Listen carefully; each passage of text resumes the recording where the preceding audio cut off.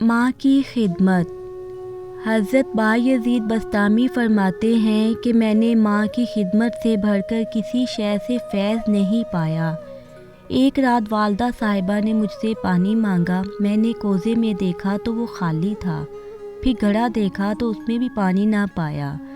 میں دوڑتا ہوا ندی پر گیا اور وہاں سے پانی لایا۔ اسی اثناء میں والدہ صاحبہ سو گئی تھیں۔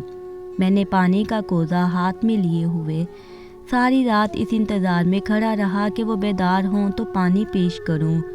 سخت سردی کا موسم تھا، میرا ہاتھ ٹھٹر گیا، لیکن والدہ صاحبہ کو جگانا مناسب نہ سمجھا۔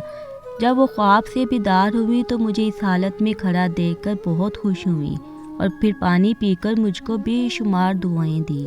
اسی دن سے میں نے دیکھا کہ میرا قلب انوار الہی سے معمور ہو گیا۔